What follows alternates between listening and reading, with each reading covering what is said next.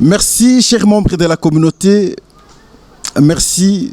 Mais aujourd'hui, nous allons pleurer ensemble.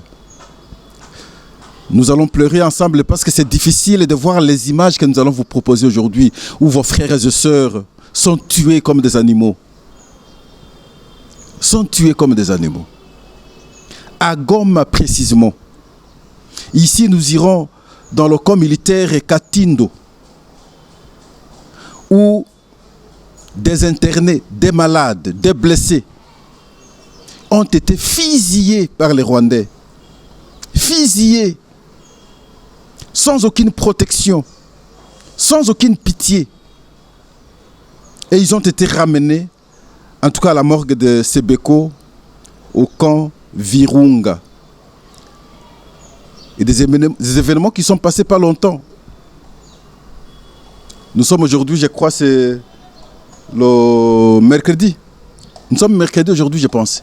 Et c'est passé le lundi 24 février 2025. On n'a pas communiqué, on n'a pas rendu public. Mais nos correspondants nous ont envoyé les images. Et quand vous regardez ces images, je pense que vous allez pleurer comme nous sommes en train de pleurer maintenant. J'aurais du mal à supporter bien présenter l'émission sans pleurer. En tout cas, merci. Mobilisons-nous, partageons cette émission, que le monde entier comprenne ce qui se passe chez nous. Ça fait mal. Toujours à Goma, dans le bar le plus connu d'ailleurs, troisième mi-temps. Tout celui qui a été à Goma au moins a su visiter ce bar, au quartier Don Bosco. Et là aussi, vers 22 h, on a eu à calciner plus de 200 personnes. Toujours à Goma aussi, on ne sort pas de Goma, il y a une forte crise financière à ce jour. La ville est sous occupation, bien entendu, de RDF, M23 et AFC. Et à ce jour, d'abord, il y a des banques qui ne fonctionnent plus, qui ont fermé.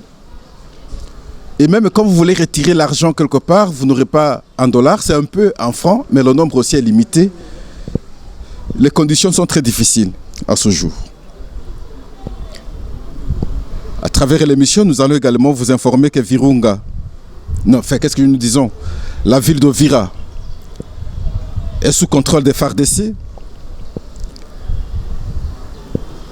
Et ne suivez pas ce que les ennemis de la République essaient de désorienter l'opinion.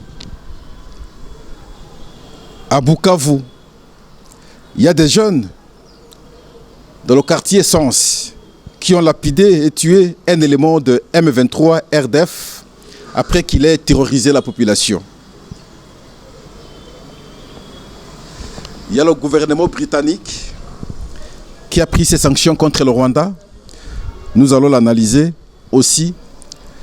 La République démocratique du Congo qui a bien voulu, qui pense maintenant suspendre temporairement l'exploitation des colbates pour 4 mois afin d'éviter une surproduction sur le marché mondial.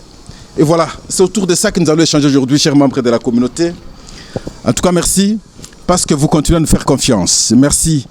Merci, nous recevons vos messages, nous recevons vos congratulations, nous recevons vos félicitations, vos orientations. Et voilà, c'est toute une communauté. Vous avez des informations, nous pouvons la partager, vous pouvez nous envoyer pour que finalement le monde entier comprenne ce qui se passe chez nous. J'ai du mal, en toute réalité, d'articuler pour aborder ce premier point de l'émission aujourd'hui. J'ai du mal. Des exécutions sommaires et brutales à Goma, s'il vous plaît. C'est passé le lundi 24 février 2025. Des malades internés à l'hôpital. Des blessés internés à l'hôpital. Dans quel hôpital? Hôpital camp militaire Katindo. Ceux qui ont fréquenté Goma connaissent quelque chose. Katindo. Et tout tous ces malades ont été fusillés par les militaires rwandais, les militaires de M23. Fusillés. Plus de 30 de malades fusillés comme ça. Et les corps ont été déplacés, ont quitté l'hôpital militaire Katindo et on a amené ces corps à la morgue CBC du camp Virunga. Il faut voir comment les gens pleurent. Il faut voir comment on traîne les morts. Des gens inoffensifs. Mais si des cas comme ça se produisent dans des hôpitaux, mais ça devient très sérieux. Bon, avant que je ne commente, je vous prie, chers membres de la communauté, tout en me maîtrisant un peu, s'il vous plaît, de pouvoir suivre ces images. En tout cas, ça fait très mal. Ça fait très mal. Suivez. M'excusez. Il faut suivre ces images.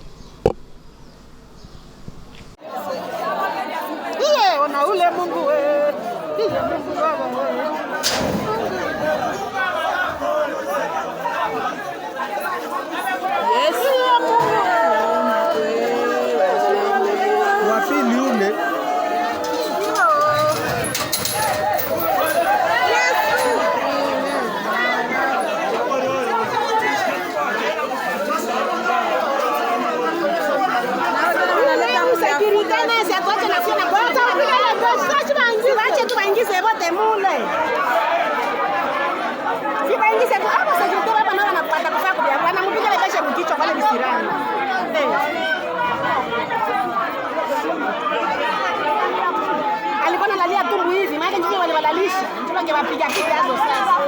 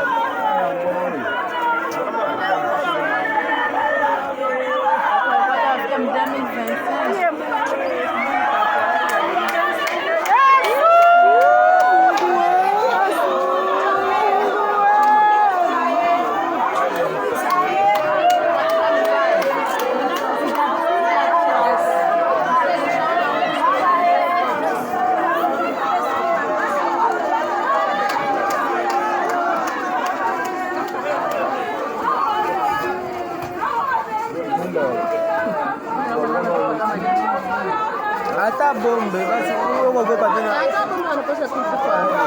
Hata nini mko naogopa tena? Basi tukakufa tunakufa. Basi wamekufa wanatushinda nini? Wanatushinda basi nini? Hata bombe wanapaswa kufa.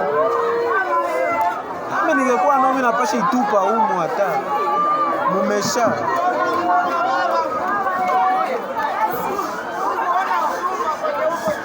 Mungu kuna tuwazia nini baba?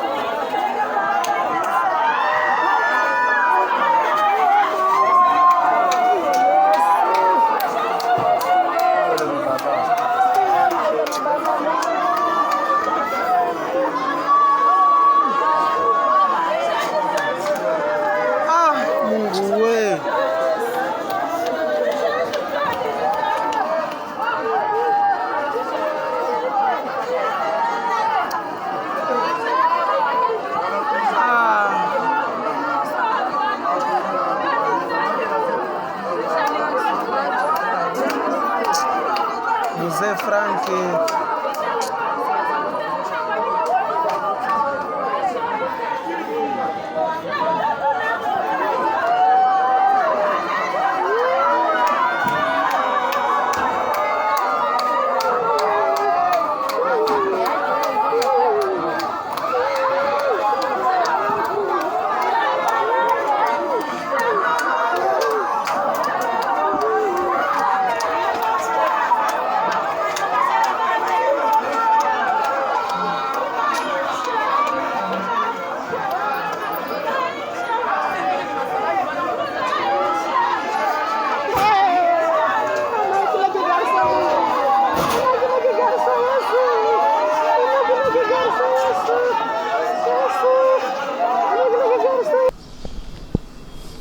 C'est comme ça que sont devenus les Congolais, exposés à leur triste sort.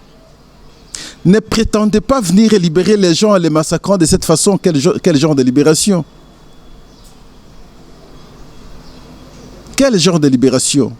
Pourquoi vous êtes Congolais, vous pouvez accepter qu'on fasse ainsi contre vos propres frères et sœurs? Mais c'est ignoble, c'est cruel. Comment on peut tuer les gens comme des petits animaux comme ça? En plus, dans un hôpital, et vous attaquez les gens dans l'hôpital, des gens blessés, des gens malades, inactifs, et vous prenez vos armes, vous les tuez, vous les immolez de cette façon. Le procureur général de la Cour pénale internationale est ici. Je souhaite, chers membres de la communauté, que chacun prenne ces images, que ceci soit viral, pour que si il n'est pas au courant, qu'il soit au courant.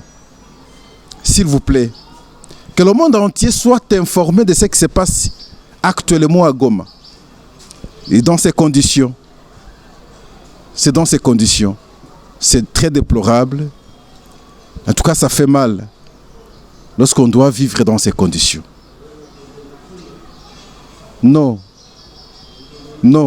n'acceptons pas être colonisés par le Rwanda au nom du pouvoir. Vous faites souffrir vos frères et sœurs de cette façon. Le monde est mauvais, le monde est cruel. Comment on pouvait, jusqu'ici, pour le cas qui nous concerne, le cas qui concerne le Rwanda, c'est limité à des petites déclarations, à des petites sanctions, comme qui dépendaient de la volonté du Rwanda, et laisser les gens vivre dans ces conditions. Vous-même, le monde, vous voyez comment on tue les gens. Même l'animal, parfois, il est bien soigné. Aujourd'hui, le Congolais n'a pas de valeur face à un animal. Et lorsqu'on est en face des Rwandais. Chers Congolais, est-ce que nous ne pouvons pas nous révolter, s'il vous plaît? Dans ces conditions, comment on peut encore soutenir de telles personnes, s'il vous plaît? Non, vous ne combattez pas Tshisekedi. Vous êtes venus, en tout cas, je ne sais pas. Et nous savons qu'il s'agit de la guerre d'occupation. Pascal, je le dis toujours. C'est la guerre de l'occupation. Le prétexte que vous avancez contre Tshisekedi, c'est un très faux prétexte. Et tout le monde a compris. Et ceux qui ne l'ont pas encore compris, qu'ils comprennent. Mais je me pose même la question, les Congolais qui prennent fait écho de ces gens, sont comment? Vous êtes comment lorsque vous voyez qu'on massacre vos frères et vos sœurs de cette façon? Vous êtes comment? En tout cas, ça fait mal. Ça fait mal. Et là aussi, les jeunes, toute personne qui refuse d'être enrôlée par force est fusillée. Il y a des enrôlements dans les rébellions, dans les agressions, par force. Quand vous résistez, vous êtes fusillé. Et beaucoup de jeunes ont perdu plutôt leur vie comme ça. Là, c'est à Goma. Ça devient invivable. Invivable actuellement. Regardez comment les gens pleurent. C'est impossible. Toujours à Goma. où on parle de 200 personnes calcinées par les militaires rwandais. Et le M23 dans un bar très connu sous le nom de 3e mi-temps au quartier Don Bosco à la périphérie de Goma, et cela c'est vers 22 h hier.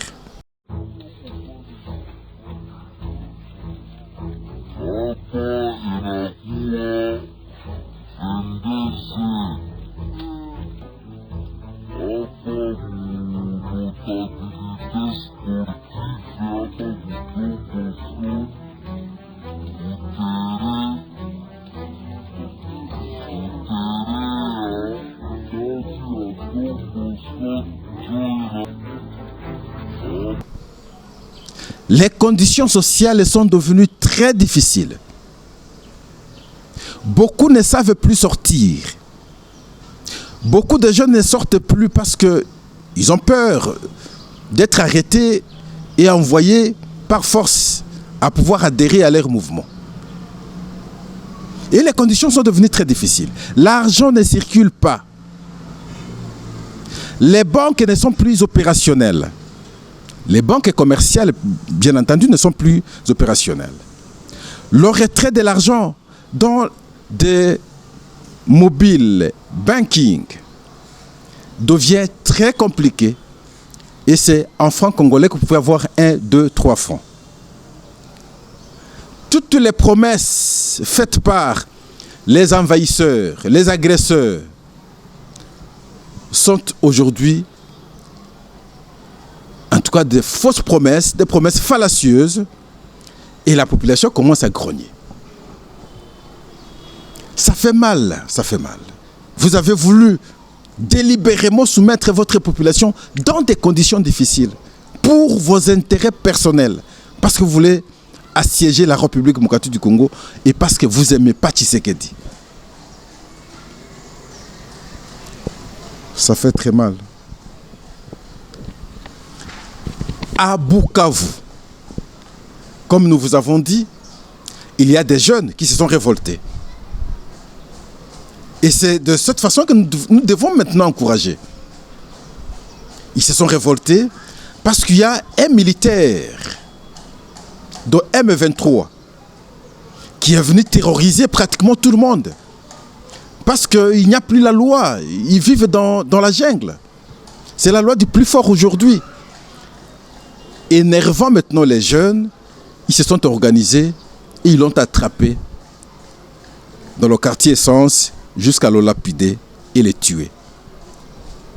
Suivant l'image.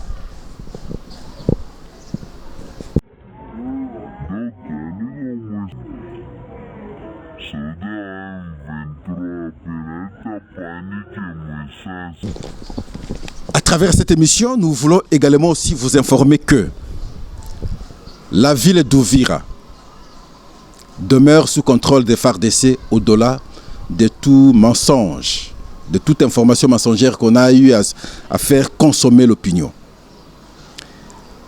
Et c'est les FARDC et les Wazalendo qui contrôlent la ville. Alors, les envahisseurs, le M23 et le reste, sont stoppés à la cité de Kamanyola. Et Kamanyola en question, ce n'est pas que le M23 les contrôle totalement, non, il y a une partie contrôlée également par les FARDC et les Wazalendo. Et cela s'est situé à 60 km de la ville d'Uvira. Engageons-nous, chers militaires, engageons-nous, chers Wazalendo patriotes, engageons-nous, chers membres et populations, surtout ici à nos militaires. Vous n'avez pas honte lorsque le monde entier comprend que les militaires congolais, surtout ceux qui sont au commandement, trahissent leur pays. C'est honteux. Au moins que vous soyez rwandais, mais si vous êtes congolais et qu'on vous donne l'argent pour trahir votre pays, faire mourir vos propres frères et sœurs de cette façon,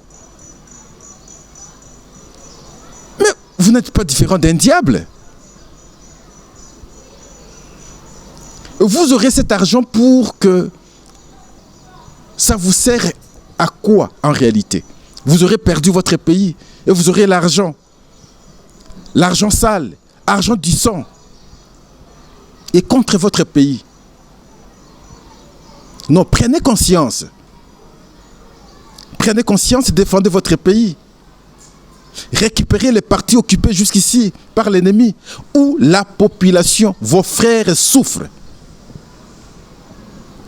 C'est insupportable. Donc, Ovira, merci beaucoup. Jusqu'ici, c'est entre les mains de FARDC et de Wazalendo. En tout cas, merci. D'autres m'ont posé la question, Pascal, mais nous avons vu certains militaires, nos militaires de FARDC être arrêtés, être pris par force, sans leur volonté, par l'ennemi. Je dis oui, peut-être.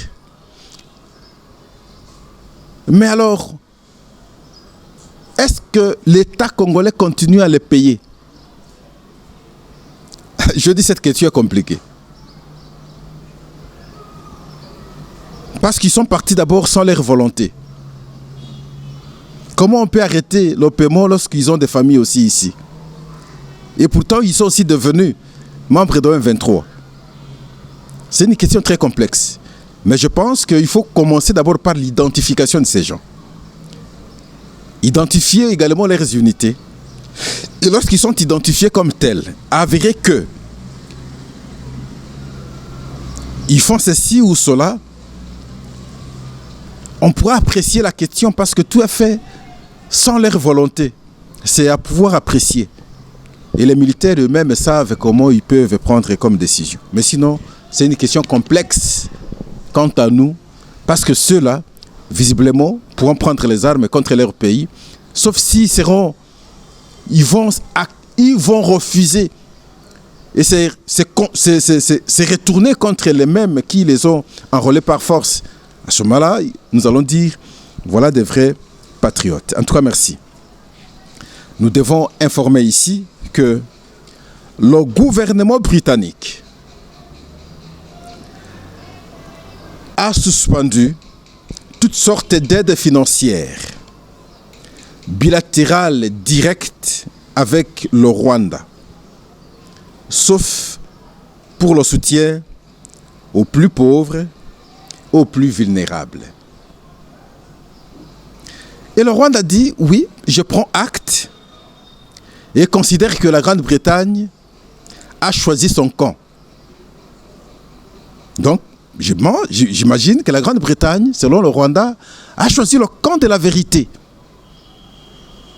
Le camp de la vérité, c'est ce camp qui a condamné James Kabarebe, les États-Unis. Le camp de la vérité, c'est le Conseil de sécurité des Nations Unies qui a pris sa résolution contre le Rwanda. Le camp de la vérité, c'est les parlementaires européens qui n'ont pas supporté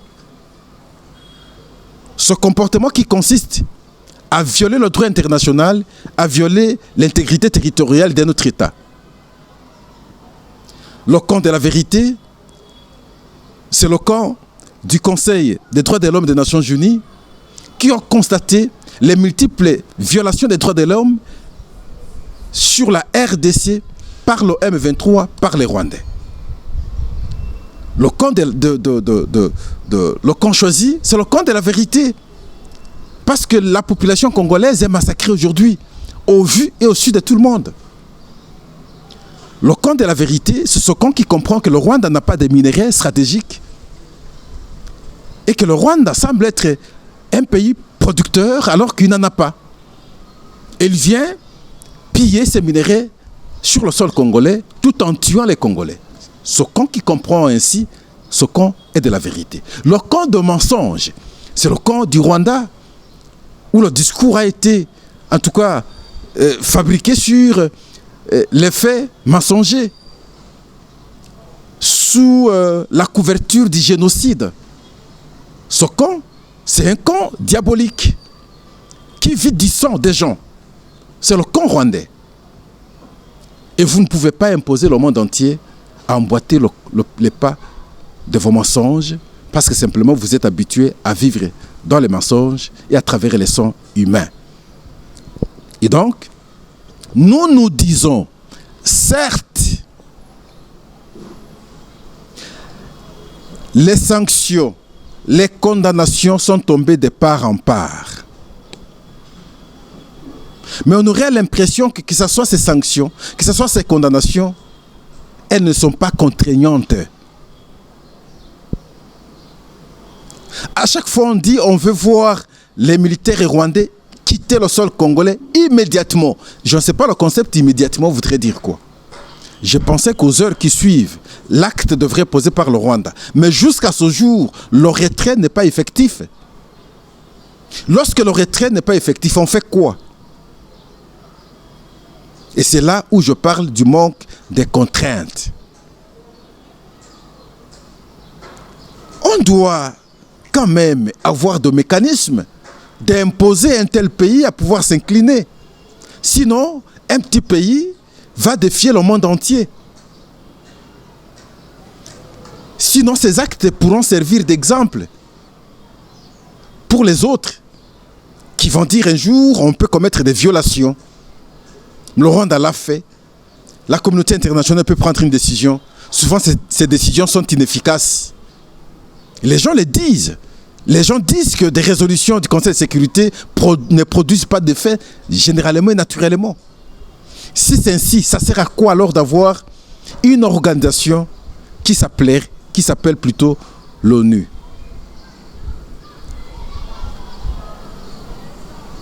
En tout cas, à la Cour pénale internationale, de nous aider avec des sanctions sincères. Il y a la République démocratique du Congo, parce que nous avons parlé des minéraux, qui estime stratégiquement que il est bon à ce jour de suspendre, d'abord temporairement, toute exploitation de cobalt, et cela pour 4 mois. La raison, c'est d'éviter une surproduction sur le marché mondial. Parce que lorsqu'il y a surproduction, même le prix, même le besoin diminue. Et lorsqu'on arrête un peu, même le Rwanda ne sera pas maintenant exploité, mais à condition qu'on barre la route à son exploitation, parce que jusqu'ici, ils ont des mines qui le contrôlent entièrement, ils exploitent son minerai stratégique. Et pour la République démocratique du Congo, cette mesure vise à stabiliser l'offre et préserver les intérêts économiques du pays. Premier producteur mondial de son minerai stratégique. C'est une bonne chose. Mais soyons sérieux. Ce que nous nous demandons, c'est le sérieux. Parce que souvent, nous manquons au sérieux. Et les gens, parfois, ne savent pas nous respecter parce que nous manquons au sérieux. Les cas des morts comme nous enregistrons pratiquement chaque jour. Chaque jour, il y a des cas de morts. Le cas que vous venez de voir, plus de 7000 qu'on a parlé déjà à Goma. Les enfants qu'on a tués, qu'on a en tout cas exécutés sommairement à Bukavu. Vers Kanyabayonga, le nombre de morts qu'il y a eu. Partout, à Sake et ainsi de suite. Pourquoi on ne peut pas construire un vrai mémorial? Et le Rwanda l'a construit. Nous pouvons aussi construire un mémorial de culpabilité comme ils l'ont fait. S'il faut étaler les crânes, on étale les crânes. Quand les gens viennent, qui se rendent compte du mal qu'ils ont fait contre le Congo, s'ils avaient le pouvoir, la puissance de pouvoir stopper la question, qu'ils ne l'ont pas fait, lorsqu'ils vont venir, qu'ils y regardent ce qu'ils ont mal fait contre le pays. Et c'est comme ça que le Rwanda a su séduire tous ces gens, les culpabilisant comme auteurs du génocide rwandais, alors que le vrai génocidaire est avec eux. C'est celui qui gère le Rwanda aujourd'hui. Voilà les habitudes du génocidaire. Ils viennent le faire au Congo. Ce qui s'est passé à Goma lors de l'affrontement, lors de l'entrée de M23, Pascal, je continuerai à parler du génocide. C'est un génocide. Ils ont ciblé une communauté, la communauté congolaise. Ils ont voulu bien... Et d'ailleurs, hier, nous vous avons dit, vers Kanyabayonga, les réfugiés, ceux qui ont fui, en tout cas, le territoire, lorsqu'ils y rentrent, dans leur village, ils trouvent d'autres personnes qui occupent leurs champs et leurs maisons. Qu'est-ce qu'ils peuvent faire lorsqu'ils n'ont pas la protection sociale? Ce sont des gens qu'on est venu les installer par force afin de matérialiser l'occupation. Les Congolais, nous devons comprendre, s'il vous plaît. En tout cas, merci. Ça fait mal. Mais la prière est que partout où nous pouvons nous retrouver, nous devons nous prendre en charge. Même face à l'arme. Une arme qui est pointée, oui. Vous voulez nous tuer, vous nous avez déjà tués. Nous devons être à mesure de résister. Dans ces conditions, c'est jusqu'à quand? Comment on doit accepter voir les Congolais mourir de cette façon? Mettez-moi encore l'image, s'il vous plaît. L'image de Goma. Mettez-moi encore l'image. Regardez dans ces conditions. Regardez, des gens, comme nous vous avons dit, dépouillés de tout, malades, à l'hôpital. Vous attaquez l'hôpital. Regardez comment les gens pleurent, vos frères et sœurs pleurent. Regardez comment on traîne les corps de vos frères et sœurs. Pour avoir fait quoi en réalité? Rien du tout. Ils ont fait quoi? Rien du tout. Ils n'ont rien fait. Ils n'ont rien fait plutôt. Ils ont perdu la vie comme ça. Pour avoir fait quoi? Et mériter ce traitement, s'il vous plaît. Ils ont fait quoi de mal? Est-ce que vous êtes vraiment courageux? Est-ce que vous êtes en tout cas à l'aise dans votre fond interne, dans votre ipséité, lorsque vous regardez de telles images? Quelle cruauté! En tout cas, merci, chers membres de la communauté. Partageons, soyons très nombreux. Soyons ici, n'allez jamais ailleurs, soyons ici, parlons pays, discutons, réfléchissons sur notre pays. Partagez cette émission, que le monde entier voit ce qui se passe en République démocratique du Congo. Et tout ça, c'est inaperçu. On n'a pas communiqué. C'est dans le calme. Ça, c'est ce que nous avions vu. Imaginez ce que nous n'avions pas vu. En tout cas, merci beaucoup. Franck Diongo, je vous invite à suivre ces images, messieurs. Je veux que vous suiviez ces images. Pour que votre conscience soit calme et que tu te réjouisses de chercher à venir avoir le pouvoir à travers le son. Merci beaucoup, Franck Diongo. Merci. Nous vous remercions de tout ce que vous faites. Merci. Au revoir.